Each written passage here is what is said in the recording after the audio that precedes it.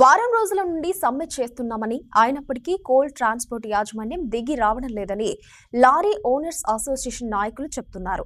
మరోవైపు lorry transport ఆగిపోతే సింగరేణి బొగ్గు నిల్వ నిలిచి నష్టం వాటిల్లుతుంది కాబట్టి వెంటనే దీనిపై జీఎం చొరవ చూపాలని లారీ ఓనర్స్ అసోసియేషన్ నాయకులు కోరారు. గత వారం రోజుల నుండి లారీ అసోసియేషన్ సమ్మె చేస్తున్నాం.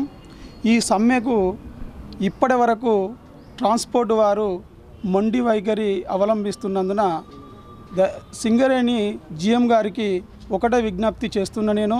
ఎందుకంటే ఇవి 2-3 రోజుల నుండి మైన్స్ డంపింగ్ అవుతున్నాయి, బొగ్గు నిల్వ చేస్తున్నారు. ఆ బొగ్గు నిల్వ చేయడం వల్ల నాణ్యత కోల్పోతుంది. ఈ నాణ్యత కోల్పోవడం ఒకటే కాకుండా వేటేజీ కూడా రాదు. బొగ్గు ఈ వేటేజీ నష్టపోతుంది, నాణ్యత నష్టపోతుంది.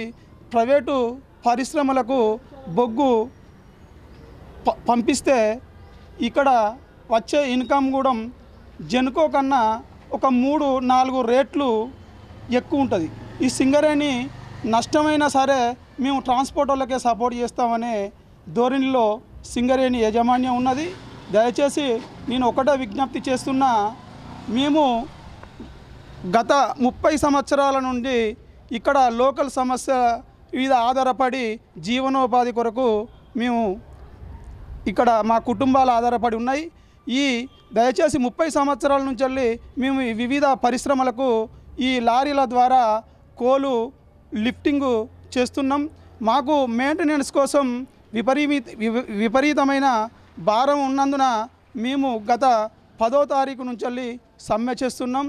దయచేసి ఇప్పటికైనా జీఎం గారు స్పందించి ట్రాన్స్పోర్ట్ యజమానులను, లారీ అసోసియేషన్ యజమానులను సంప్రదించి మాకు ఈ సమ్మెను విరమింపజేయాల్సిందిగా విజ్ఞప్తి చేస్తున్నాం.